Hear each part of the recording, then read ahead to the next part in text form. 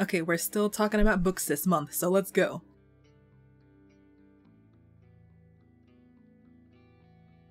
I read 4 books this week, which is a lot for me. They were all excellent. There was 1 5-star and 3 4-stars. And there's actually minimal spoilers in this video. If I've organized my thoughts correctly, there should be none. I don't want to ruin any of these books. The first book I read was actually one I've been putting off for a while, and that's The Gilded Ones. It's about a girl who discovers she's been cursed with golden blood and needs to be put to death. But actually, we need them, and all the other girls like them, to fight against monsters because they're super hard to kill.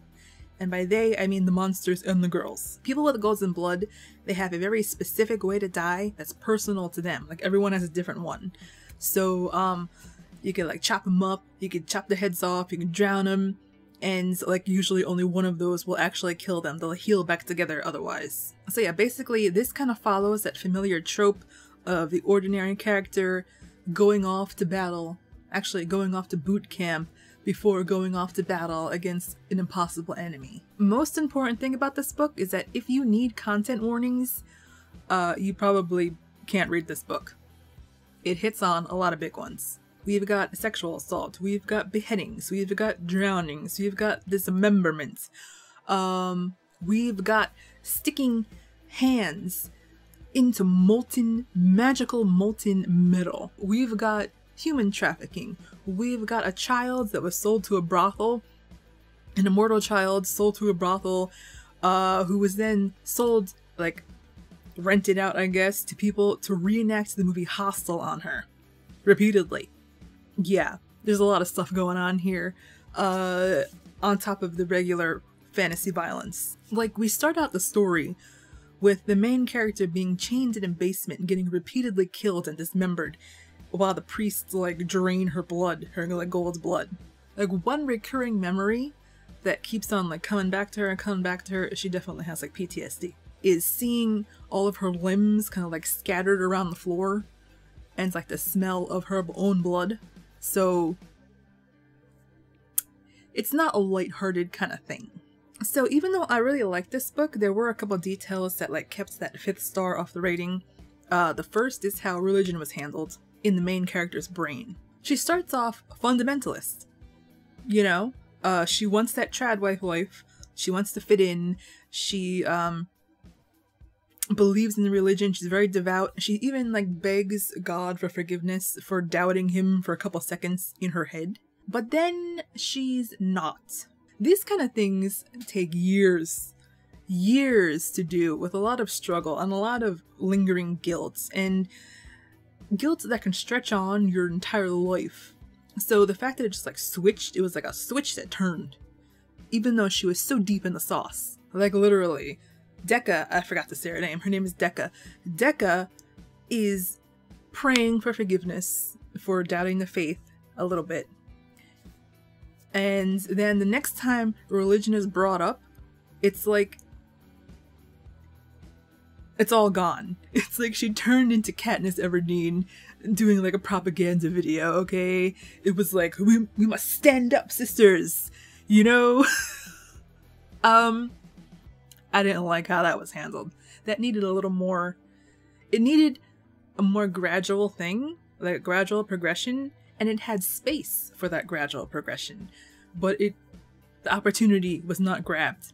How the religion was handled wasn't all bad though. Essentially what we had was a bunch of different girls who were all expected to marry, have kids, serve their husband, and, like, live an invisible life. Be like a helper. The term helpmeet was actually on the page. It's not subtle. But now that they're all cursed, like, they can't do that anymore. They're supposed to be dead. So that is closed off to them. And we have the whole range of reactions. We have Decca, our main character, who was into the trad life. She was all for it, but then she's, like, brought into this new world and she sees a new angle on things, and the cursed blood actually turned out to be a blessing. And then we have the girl who wanted nothing more than to marry and have kids and do that trad life, and she still wants that.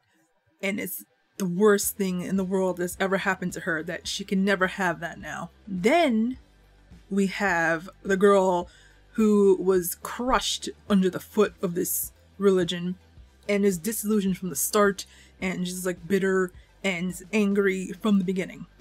And then we have the girl who was raised in a more liberal town with more liberal people, and she's never had to think about it. It's just something that's there. It never affected her. And she's like, well, whatever, I'm just nice and carefree. And then we have the girls who grew up completely outside of the system. They have never believed in this religion. They don't know what the hell is up with all these people. They're outsiders looking in. And all of them are put together into a unit and they have to like coexist, and they're all bonded by this cursed blood and they get along. And that dynamic was good. I like that dynamic. It was probably the most interesting part of the story. As for the romantic side plot, it was kind of an afterthought. And it was an afterthought on purpose. Being in love with this guy is good. It is like a nice thing. But I got other things going on that are more important. It's straight up on the page that she loves her best friend more than the dude, and she would 100% choose her every time instead of him. Like, he is someone she really cares about, someone she actually does love, but, you know, he's the disposable one. Even how they fell in love is kind of like, oh, this is happening, and it's nice. I'm enjoying this. But, dude, I just thought this really cool way to use my abilities, and I want to try it out now. Let's do that now. Yeah, I forgot to mention that they do have super strength and super speed and stuff like that. That was actually kind of an important part. In any case, a strong debut novel from Namina Forna, and it even wrapped up nicely. You could read it as a standalone.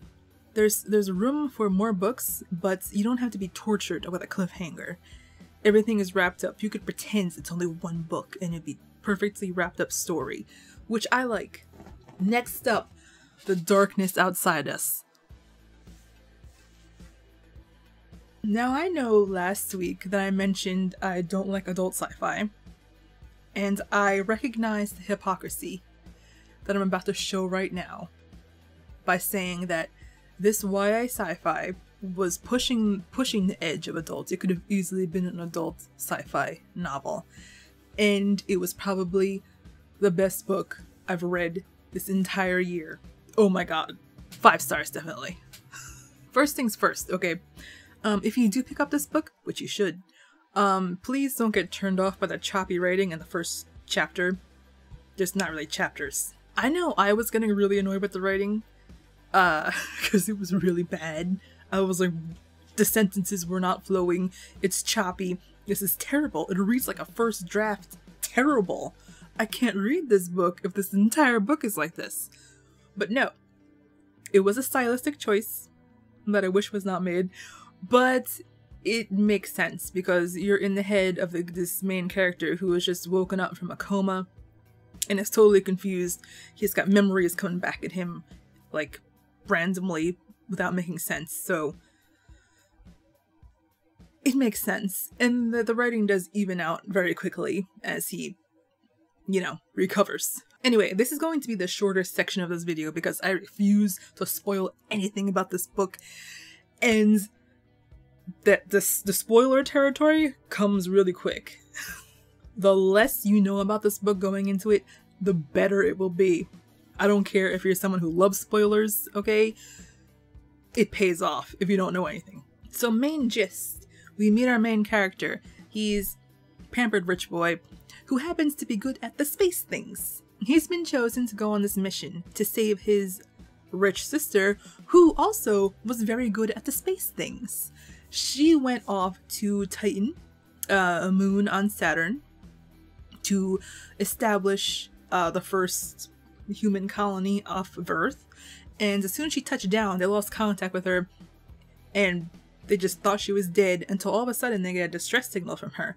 So they're mounting a rescue mission. That's where Ambrose comes in, our main character. He's very idealistic, kind of childish a little bit, but he's like 17, so, you know. Unfortunately, we do have to hear his 17-year-old sex thoughts. I wasn't fond of that, but I accepted it because it was a 17-year-old boy, so You know, the aloes, they got that stuff on their mind, you know. So very quickly we learn that his sister and him are both from the same father. They're like vat babies, okay? Their mother did not carry them. She donated genetic material, and mixed it with Alexander the Great. There's no way they got their hands on actual Alexander the Great DNA. This is a guess. But that's the kind of billionaire bullcrap their mother is up to. She collects children descended from real important historical figures and then does not raise them. But since Ambrose and his sister Minerva were both from Alexander the Great, they're the closest, and pretty much Minerva is the one who ended up raising Ambrose because their mother, yeah. So he has a lot of incentive to go rescue her. After that, we're introduced to the other guy, the reclusive Kodiak from fake Russia, who has barricaded himself in the other side of the ship and refuses to interact with Ambrose because he doesn't need to. And he doesn't. And yes, there is an alternate universe Cold War situation going on here, and Kodiak's uniform was red. It's not subtle. Anyway, most of the beginning of this story is devoted to Ambrose trying to coax Kodiak out from his side of the ship and hang out. And by coax, I mean being technically annoying. It was kind of cute, actually. It was cute. Kodiak on his part resists as much as humanly possible. And for a while, it looks like he's the only one who's actually doing work. But eventually he gives in because he's just being tormented and has dinner with him. And from that point on, they get to know each other. Which, by the way, was also really cute. Despite the comical Cold War parallels, like, it was a bit heavy. But then things get creepy. The computer is sus. The ship is sus. Reality is sus. Okay? I am serious. Avoid spoilers if you can, because it pays off. Like I said before, it really does pay off. And it creeps up on you too. Things are going, you notice little things here and there, like there's one thing I will mention, is that Ambrose is playing his violin and he's thinking to himself, like, I don't have my calluses anymore. You know? This happens very early on. And he's like, wow, that's weird. It hurts to play this violin. So that stuck in my head. And like little things like that will stick in your head until all of a sudden the computer says something. And then you're like, something's going on. Something is wrong here. There's a sci-fi movie that came out in like 2008, 2009-ish that I kept on getting reminded of reading this book. It was also a movie I love. Unfortunately, I can't tell you what it is because it will all give away the entire book. It will. You know what? It would have been amazing if that movie was a comp title for this book, because holy crap. Anyway, read this book. You will not regret it. Maybe. I will be real. It kind of left me emotionally destroyed for like 24 hours. Like, I felt bad. Really bad. It was just like a heavy feeling for the entire day. So that's my only warning. So anyway, moving on from sad gaze, let's go to happy gaze. The next book I read was a Japanese manga, Papa to Boku to Kazoku ni natte. There might be a yo at the end of that. Anyway, basically means be a family with Papa and me. Like, come be a family. Come, do it. You know, that's kind of what it means. And it was cute. Oh my god, it was so adorable. I desperately needed that after the darkness outside of us. It's a graphic novel that I'm hoping will eventually get at least unofficially scanlated. Sorry if you can't read Japanese, it does not exist in English yet, as far as I can tell. Definitely not legally, if it does exist. But I'm still gonna talk about it anyway, cause hey, little glimpse into the gay manga worlds in Japan. So it's BL. I'm gonna call it BL. I hesitate to call BL things gay because BL just has a very distinct quality to it. Okay, my camera stopped recording. I don't know if I'm lined up the same way. But yeah, I'm gonna call it BL. BL means boys love. Anyway, this story is about a 27-year-old man whose wife died 2 years ago and he's been raising his son by himself. This man is struggling. And then this other guy moves in downstairs and kind of like helps him raise the kid and like take some of that stress off, so he's not like drowning. Basically, he's not drowning under all this pressure anymore, which, by the way, could have been really creepy. It could have been like really creepy, just like some random guy inserting himself into their life, but it happens very naturally. So anyway, they get closer and closer till they fall in love, but they become a family, you know, happily ever after, that kind of thing. I'm always a little hesitant to get BL manga, okay? It has a tendency to be assaulty, and it plays into all sorts of stereotypes. All of the bottoms, you know, are girly and childish, and all the tops have like no concept of the word consent. It's just like yikes, yikes, and yikes almost all the time. Like, it can be a nightmare trying to find a BL story that doesn't piss me off, especially nowadays. Like, after there was this game called Diabolic Lovers that came out and was like a runaway hit. So let's just say it was the Twilight of Japan. Camera stopped again. Editing me here. When the camera stopped, I also lost my complete train of thoughts.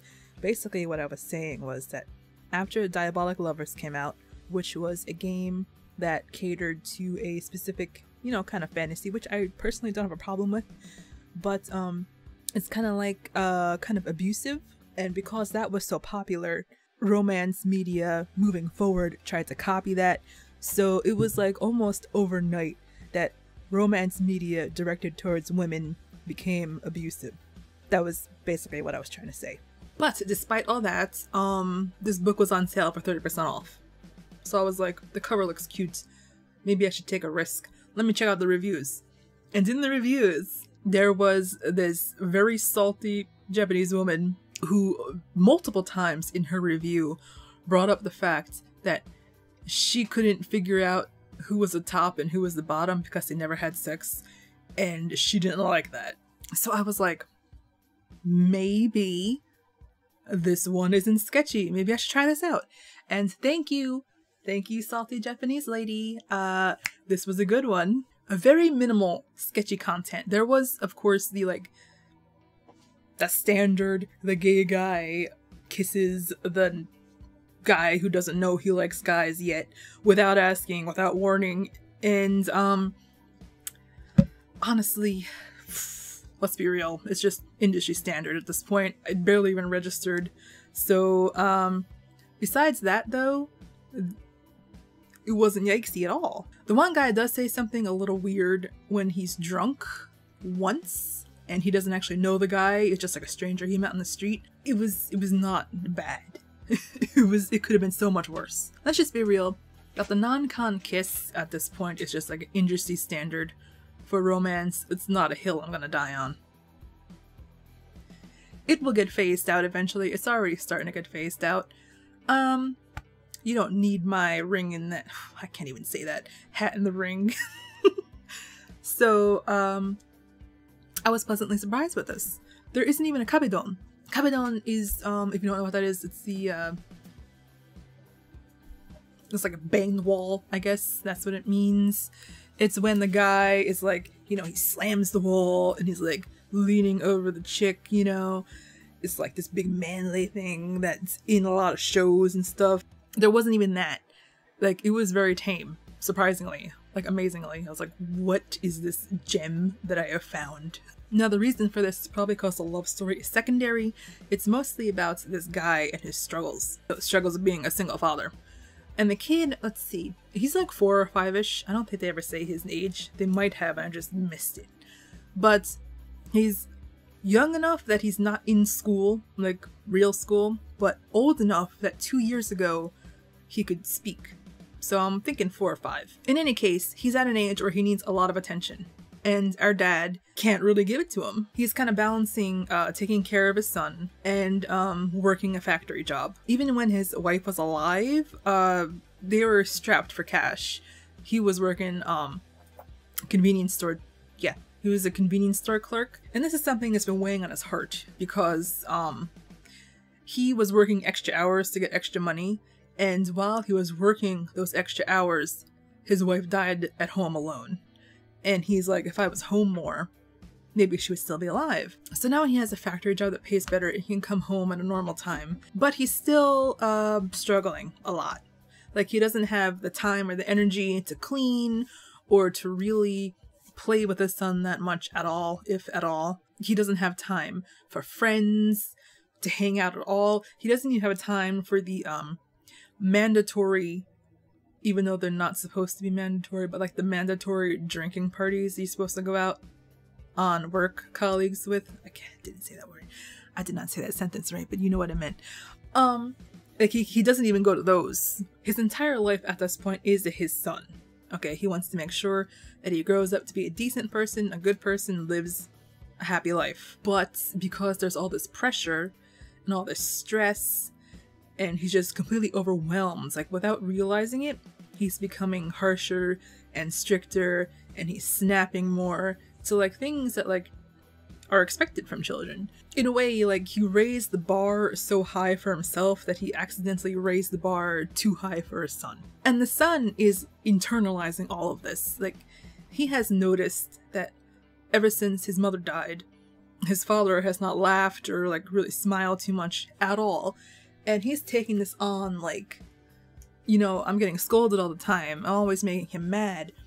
So it's probably because he doesn't like being with me, and that's why he's not happy. And honestly, this dynamic worked really well in graphic novel format, because those expressions, man, when like the father realizes he's messed up, like just instantly, it's like, and you couldn't really do that in text form. You could do it, but it wouldn't be that instant, like a hit to the gut. This was actually the perfect medium for the story. And at the end of the day, like, he's not a bad dad. He just needs help. He needs someone. Didn't have to be a lover, but that's what he got. Speaking of the love interest though, interesting thing with him. At one point, he starts to distance himself from the father, and even though it's totally obvious that the neighbor is in love with the dad, like ridiculously so, he starts backing away and like being really sad. And we find out the reason for this is because he's worried about the son and how the son will be treated, how the son will feel if his dad is romantically involved with another man. And he knows that since the father is bisexual, the father can find a relationship with a woman somewhere farther down the line. And socially, that would be better for the son in Japan. Because let's be real, Japan's like 20-ish years behind on the gay rights thing. Like, this is actually a real concern. And I think it's something that like we in the West have kind of forgotten about. Like, obviously conservatives still bring it up and like, you know, make a fuss. But like the rest of us have just kind of like accepted it as like, who gives a crap, you know? So when it came up on the page, I was like, oh yeah, that sucks.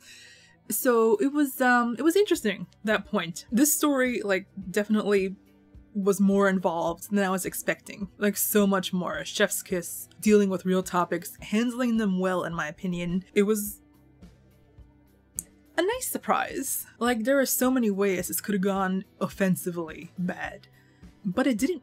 It stayed good. So I saw in the bookstore there's gonna be there's already one more chapter out, and there's obviously going to be more chapters, so I'm going to keep an eye on that. Oh my god, this is the longest I've talked on a video for a really long time. My throat's not liking it. The last book I read was The Loneliest Girl in the Universe. More space isolationism. I finished it last night. I didn't intend to finish it last night, but there I was, up way too late reading this book and loving it. So The Loneliest Girl in the Universe is about a 16-year-old, because 16 is a magical YA number. I've talked about this before. Like, where are the 14, 15, and 17-year-olds? Like, anyway, this girl was born on a ship that's heading to Alpha Centauri to set up the world's first Earth colony. But here's the deal. She wasn't supposed to be born. At least not on the ship. Her parents were tasked with taking care of the ship for like the first couple of years or so, and then switching out. I see you, come, she demands attention. Okay, and then switching out with like a new set of people who are in like a cryogenic freezing kind of thing. They call it torpor. Not a fan of that name, but it's basically cryogenic freezing. But then here comes little Rami. I think that's how I pronounce her name. 11 years later, something happens and her parents die and she's alone on the ship. I won't talk about what the something was because that's actually a spoiler. This little girl is in the middle of space on a ship in the middle of nowhere. Communication takes a year to get back to Earth and a year to come back. She's in a bad way. Since then, she's had to take up all the responsibilities and all the maintenance tasks that a two-person crew would have done without any of the training. So it's been rough. But 5 years later, she has gotten a routine. She's kind of figured herself out. She's doing okay. Very alone, obviously. Loneliest girl in the universe. There's still things that terrify her about the future and maybe possible accidents that can happen while she's alone out there. But for the most part, she seems to have made peace with the fact that she's never gonna have friends. She's never gonna fall in love. She's probably never gonna have kids of her own, because by the time she gets to the colony, she'll be too old to do that. And who is she gonna have them with? You know, she's made peace with that, kind of. And she's also made peace with the fact that this is all her responsibility. She's gonna have to land the ship, set up the colony, start the farming, grow a whole bunch of kids in a vat, you know, and raise them all. It's a lot. It's definitely a lot. Pretty much all she has is this woman named Molly, who is a psychologist who was assigned to her after NASA found out that her parents were dead, and there's this girl out there in the middle of nowhere on like a bazillion-dollar ship, and it's basically like the liaison between her and Earth. Problem is that it takes a year to send the message, a year to come back, and the farther away she gets, the longer that takes. At this point, where the book starts when she's 16, it takes 2 years for a message to get to her from Earth. And one of those messages, by the way, is Molly informing her that they're sending another ship after her that's faster, like 8 times as fast as her ship, and it will get to her in a year after she receives that message. So a 3-year journey to get to her. And all of a sudden she's like, I'm gonna meet a new person. I'm gonna have human contact. And also, I'm gonna be so much younger when I get to this other planet, because this ship is gonna bring me there. It's gonna like tether and bring me there faster. So her whole life has just changed instantly. And right after she gets that message from the psychologist,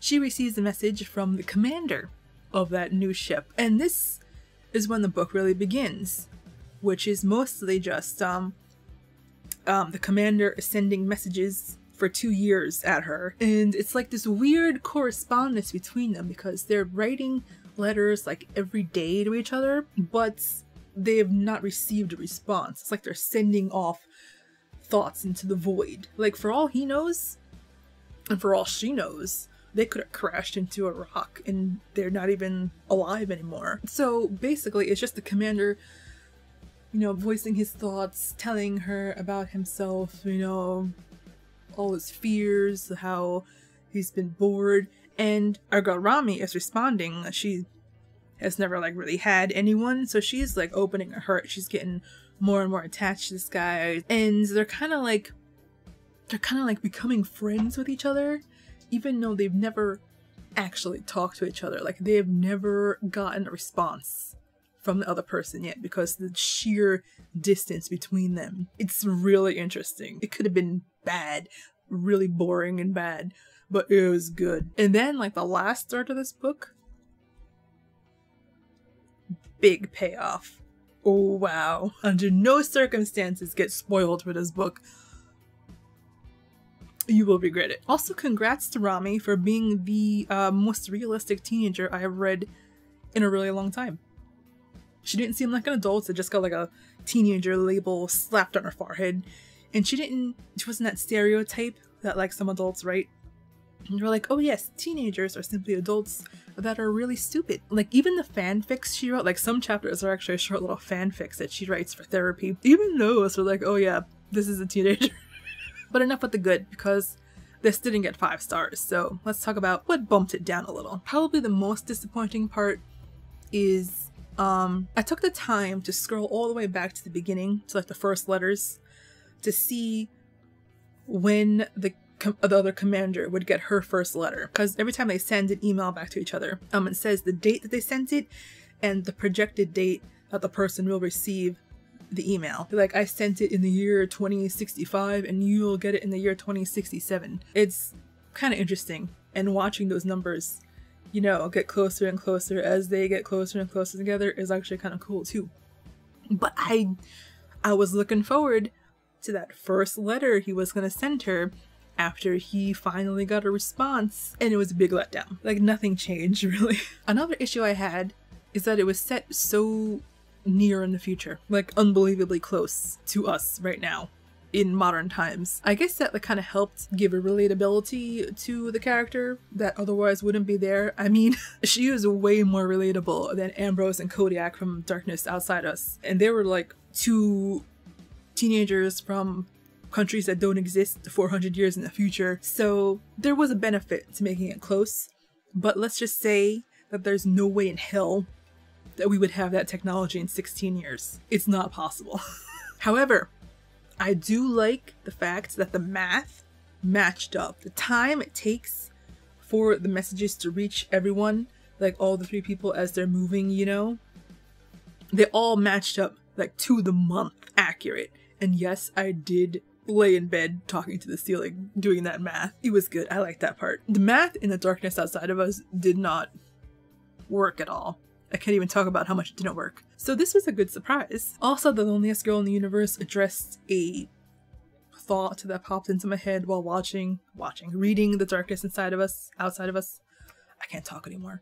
Reading that other book in regards to new and developing technology. Loneliest Girl acknowledged that. Darkness Outside of Us kind of did, but kind of didn't. If you know, you know. I can't discuss it. It would be too spoilery. But if you know, you know. But anyway, yes, the letdown with the first letter and the sheer implausibility did bring it down from a 5th star.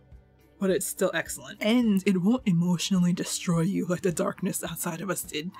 Although, there was one part in the book where I was like genuinely creeped out. Like, looking over my shoulder. Like, it was actually kind of creepy. I wholeheartedly recommend this book, and I'm kind of mad that I passed it up so many times over the years. When is this book from exactly? It came out in 2019. Feels like so long ago. I guess it wasn't years and years.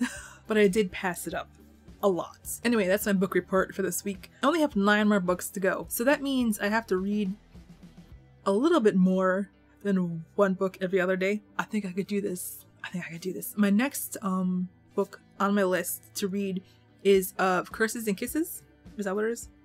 Yes, Of Curses and Kisses. I'm hoping it's gonna be fluff, just pure fluff, no angst, because every single one of these books I read this week was dark at some point, especially the space isolation ones. Anyway, let's see how this all goes. See you next week.